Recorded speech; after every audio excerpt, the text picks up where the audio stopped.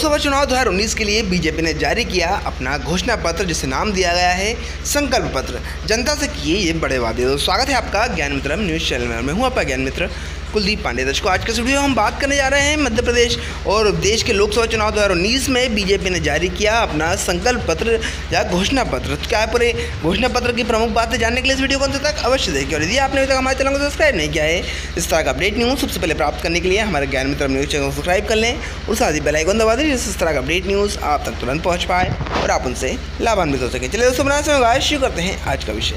दोस्तों, आपको बता दें, लोकसभा चुनाव के लिए भारतीय जनता पार्टी ने अपना घोषणा पत्र जारी कर दिया है। पार्टी ने इसे संकल्प पत्र नाम दिया गया है। भारतीय जनता पार्टी ने दीनदयाल उपाध्याय महानगर स्थित अपने मुख्यालय में इस संकल्प पत्र को प्रधानमंत्री मोदी, भाजपा अध्यक्ष अमित शाह और द्वारा घोषणा पत्र कमेटी के अध्यक्ष और गृह मंत्री राजनाथ सिंह के अलावा विदेश मंत्री सुषमा स्वराज और वित्त मंत्री अरुण जेटली ने जारी किया है। भाजपा के राष्ट्रीय अध्यक्ष ने कहा है कि हमने 6 करोड़ लोगों के साथ चर्चा कर इस संकल्प पत्र को तैयार किया है। उन्होंने कहा है कि हम 75 बड़े संकल्पों के साथ चुनाव में जा रहे हैं। मोदी सरकार के कार्यकाल में भारत एक विश्व शक्ति बनकर उभरा है। पहले कई बड़े फैसले में दुनिया भर को अलग रखती थी, लेकिन अब ऐसे नहीं है। 2014 से 2019 तक जो यात्रा चली है, उसमें देश का चहुमुखी विकास हुआ है। देश की आशा अब अपेक्षा में बदल चुकी है। मोदी जी के नेतृत्व में सरकार ने आतंकवाद को मुंह तोड़ जवाब दिया है। सर्जिकल स्ट्राइक और एयर स्ट्राइक के माध्यम से आतंकवाद को जवाब दिया है और बताया है कि देश की सीमाओं से कोई छेड़छाड़ नहीं कर सकता है। देश का गौरव आसमान छू रहा है। मोदी जी के नेतृत्व में भारत की अर्थव्यवस्था बेहतर हुई है और दुनिया में ने इस बात को स्वीकार किया है।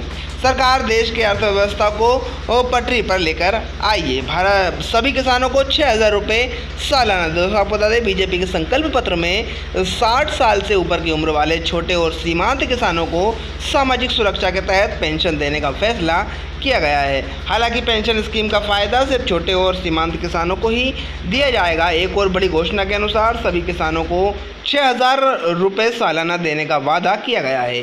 हाल ही में मोदी सरकार ने प्रधानमंत्री किसान सम्मान निधि योजना शुरू की थी, जिसके तहत 2 हेक्टेयर तक ज़मीन वाले किसानों को हर साल 6,000 रुपये की आर्थिक मदद सीधे खाते में पहुंचाने का फैसला किया गया था। अब बीजेपी ने इसमें थोड़ा आगे बढ़ते हुए वादा किया है कि अगर फिर से बीजेपी की सरकार आती है तो सभी छोटे बड़े किसानों को यह मदद दी जाएगी। छोटे दुकानदारों को भी पेंशन। दोस्तों, आपको बता दें, राजनाथ सिंह ने कहा है कि ग्रामीण क्षेत्र के विकास पर ध्यान बना रहेगा। किसान निधि जारी रहेगी और अब यह योजना हर किसान को लाभ पहुंचाएगी। छोटे और सीमांत किसान को 60 वर्ष की उम्र के बाद पेंशन की सुविधा का संकल्प लिया गया है।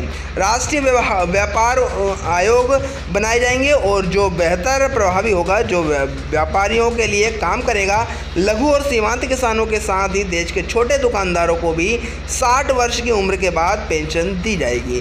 किसानों को 0 ब्याज पर 1 लाख रुपए का लोन दिया जाएगा। दोस्तों, आपको बता दें, गृह मंत्री राजनाथ सिंह ने कहा है कि 2022 तक नए भारत का निर्माण करने की प्रतिबद्धता का कायम है और इसके लिए 75 कदम तय किए गए हैं। इसमें सिंचाई योजना को पूरा करना, किसानों की 0 ब्याज पर 1 लाख रुपए तक का लोन देना, किसानों और व्यापारियों के लिए पेंशन, युवाओं और छात्रों के लिए भी कई कदम उठाए गए हैं। एक्सीलेंट इंजीनियरिंग संस्थाओं में सीटें बढ़ाई जाएंगी। लॉ कॉलेज में भी सीटें बढ़ाई जाएंगी। बुनियादी ढांचे के तहत हर परिवार को पक्का मकान, सभी गरीब परिवारों के LPG सिलेंडर, हर घर तक बिजली।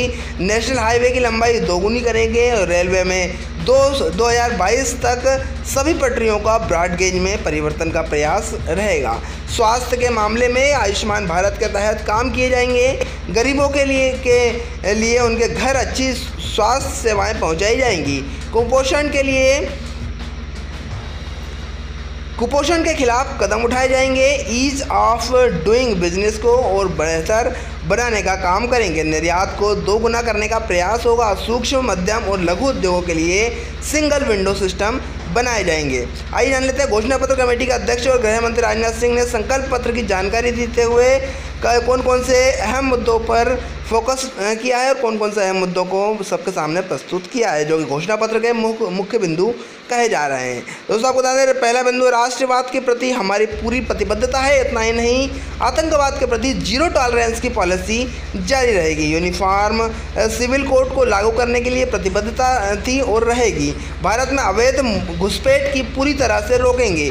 सिटीजनशिप अमेंडमेंट बिल को संसद के दोनों सदनों में पास करवाएंगे। साथ ही किसी भी राज्य की पहचान और संस्कृति को आंच नहीं आने देंगे।